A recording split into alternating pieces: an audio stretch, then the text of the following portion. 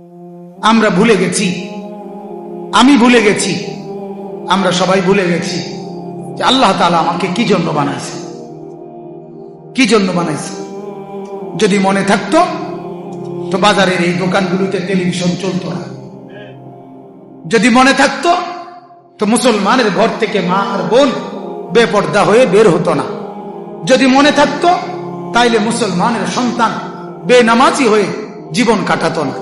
যদি মনে থাকতো তাইলে মুসলমানের মা বাপ, আপনার মা বাপ হওয়ার পরে নিজের সন্তান বেনামাজি, নিজের সন্তান ফজর পড়ে না, নিজের মেয়ে পর্দা করে না, নিজের স্ত্রী পর্দা করে না, ওই মুসলমান স্বামী, ওই মুসলমান বাবা আল্লাহর কসম যদি আল্লাহ চিনতো, বন্দিগি চিনতো, নিজের সৃষ্টির উদ্দেশ্য বুঝতো, তাহলে তার ঘুম হারাম হয়ে যেত, তার চোখের পানি পড়তো, সে পাগল পাগল হয়ে যাইতো।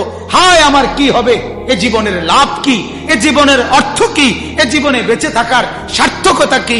বিবি আমার পর্দা করে না, ছেলে আমার নামাজ পড়ে না, মেয়ে আমার পর্দা করে না, এরপরে আমি মানুষ হিসাবে, মুসলমান হিসাবে বেঁচে থাকার লাভ কি, অর্থ কি, সার্থকতা কি, এটাই তখন বুঝতো।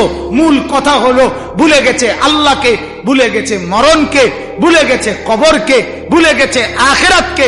যার ফলে স্ত্রী বেপর্দা, অসুবিধা নাই, মেয়ে বেপর্দা, অসুবিধা নাই, ছেলে নামাজ পড়ে না, অসুবিধা নাই, ঘরওয়ালা সব রঙিন টেলিভিশনে নর্তকীর নাচ দেখে, অসুবিধা নাই, ছেলে সারা রাত উলঙ্গ মোবাইলে ছবি দেখে, মেয়ে সারা রাত আরেক ছেলের সাথে অবৈধ প্রেমের আলাপ করে, সুদের ব্যবসা করে, ঘুষের লেনদেন করে, অবৈধ রোজগার করে, নাফরমানির আয় করে, এর পরেও কিছুই হয় না।